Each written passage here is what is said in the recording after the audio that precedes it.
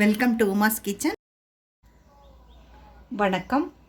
Welcome to Uma's kitchen. எல்லோரும் எப்படி இருக்கீங்க? நல்லா இருப்பீங்கன்னு நினைக்கிறேன். உங்களை எல்லாருக்காகவும் என்னுடைய பிரார்த்தனை என்றைக்குமே இருக்கும். இன்றைக்கி என்ன பார்க்க போகலான்னா ஒரு ஐடியாவும் வரல. இன்றைக்கி கார்த்திகை தீபம் வேறு, குழந்தைகள்லாம் வந்திருக்காங்க. சரி ஏதாச்சும் பண்ணலான்னா கார்த்திகை அப்பமே பண்ணிக்கலாம். எங்கள் அம்மாலாம் அதான் பண்ணுவாங்க. அதுக்கு நான் என்ன பண்ணேன், ஒரே ஒரு சின்ன கிளாஸில் அரிசி, பச்சரிசி ஒரு 4-5 மணி நேரம் நான் ஊற வச்சிட்டேன். சமைக்கும்போது ஊற வச்சேன். இப்போ சமையல் முடிஞ்சு சாப்பிட்டாச்சு. அது கூட நான் 2-3 ஏலக்காய் போட்டுட்டேன். அப்புறம் கொஞ்சோண்டு தேங்காய், இதில் 2 பழம். நீங்கள் பூவம்பழமும் போடலாம், ஆனால் நான் இந்த பழம் போடுறேன். 1-2 போட்டுக்கலாம். 2 இருந்துச்சு, சரின்னு போட்டுட்டேன். அந்த கொஞ்சோண்டு இந்த இனிப்பு தூக்கி கொடுக்கறதுக்காக ஒரு நுள்ளி உப்பு போட்டுக்கிறேங்க. இது நான் இப்படி சும்மா வெட்டி போட்டுட்டேன்.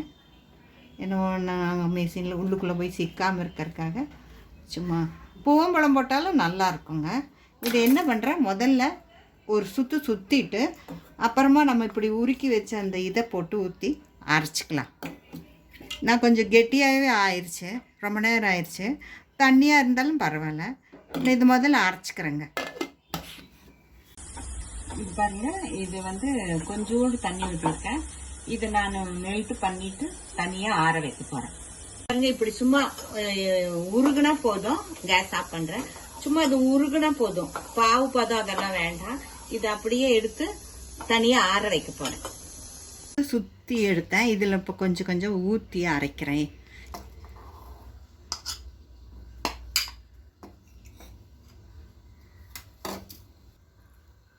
அரைச்சிட்டேங்க நைஸாக. இதை என்ன பண்ண போகிறேன், இப்படியே ஒரு பாத்திரத்தில் மாற்றி எடுத்து வச்சுட்டு ஒரு 3-4 மணி நேரம் அப்படியே ரெஸ்ட் எடுக்க விடுவேன். பாருங்கள், ஆட்டி எடுத்துட்டேன். ரொம்ப தண்ணி ஆகக்கூடாது, அதனால தான் பார்த்து ஆட்டினேன். இனிப்பும் சரியாக இருக்குது. இது அப்படியே நான் ஒரு 3-4 மணி நேரம் அப்படியே ரெஸ்ட்டில் வச்சுருவேன். அப்போ தான் மாவு கொஞ்சம் நல்லா புளிச்சு ஸ்பாஞ்ச் மாதிரி வரும். ஓகே, இது மூடி வச்சுட்டு ஒரு 3-4 மணி நேரம் கழித்து நம்ம அப்பம் ஊற்றிக்கலாம். எண்ணெய் காஞ்சிருச்சு. மாவு பாருங்கள், நான் 4-5 மணி நேரம் வெளியவே வச்சுட்டேன். கரெக்டாக இருக்குது. ஒரு கரண்டி ஊற்றி பார்ப்போம்.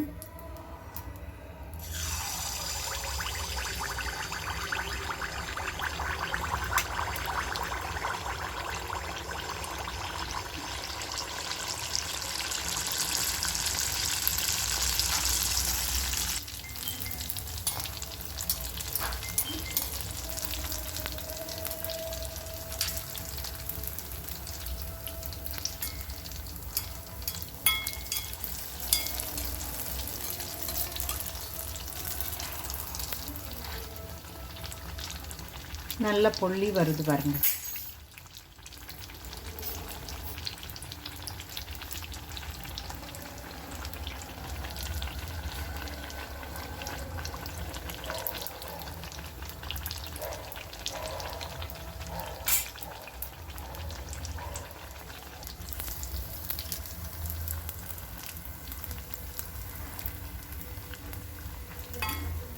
மறுபக்கம் அப்படி ஒரு பக்கம் ஆன பிறகு இன்னொரு பக்கம் அப்படி திருப்பி கொடுத்தோம்னா இன்னும் கூட நிறைய எண்ணெய் ஊற்றி வச்சா இன்னும் நல்லா பொண்ணும். நான் தான் கொஞ்சம் எண்ணெய் கம்மியாக ஊற்றிருக்கேன்.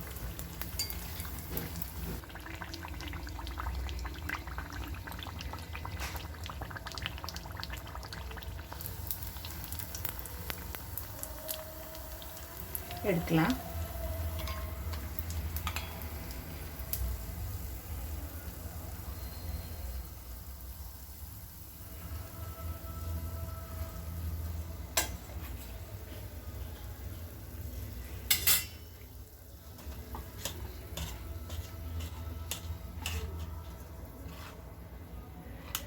இன்னொரு தடவை ஊற்றலாம்.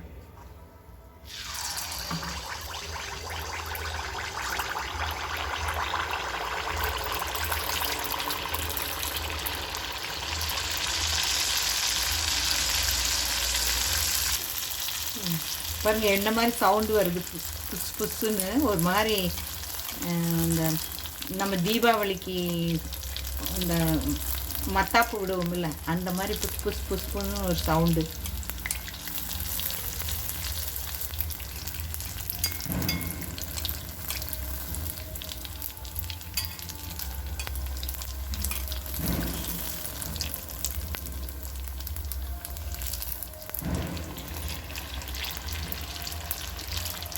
இதான் கார்த்திகை அப்பம்னு சொல்லுவாங்க.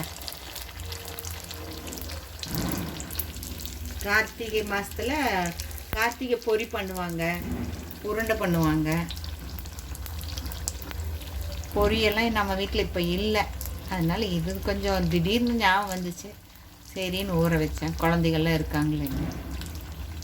கீழே இது 2வது எடுத்துருக்கேன் பாருங்கள், நல்லாயிருக்கும்.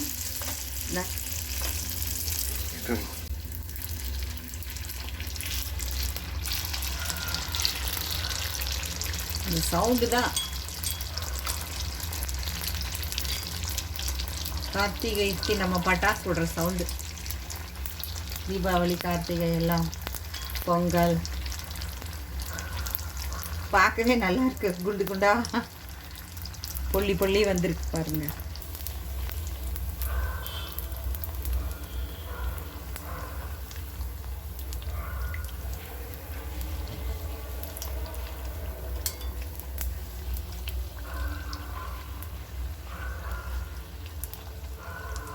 எண்ணெய் நல்லா சூடாக இருக்கிறதுனால டப் டப்புன்னு ஆகுது. முதல்ல ஒன்று செய்யும்போது தான் கொஞ்சம் லேட் ஆச்சு.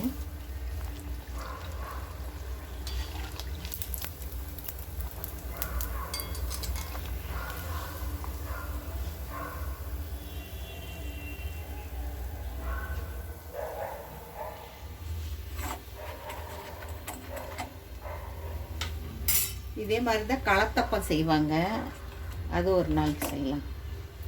சூடாக இருக்கு, பிக்கவே முடியல. சூடாக இருக்கு பாருங்க, இல்லை நல்லா இருக்கும்.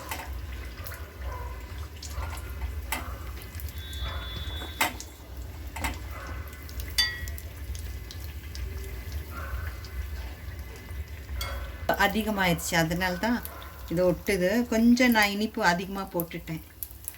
கரெக்டாக தான் இருந்துச்சு, நம்ம தான் திடீர்னு ஏதாச்சும் பண்ணிடுறோமே.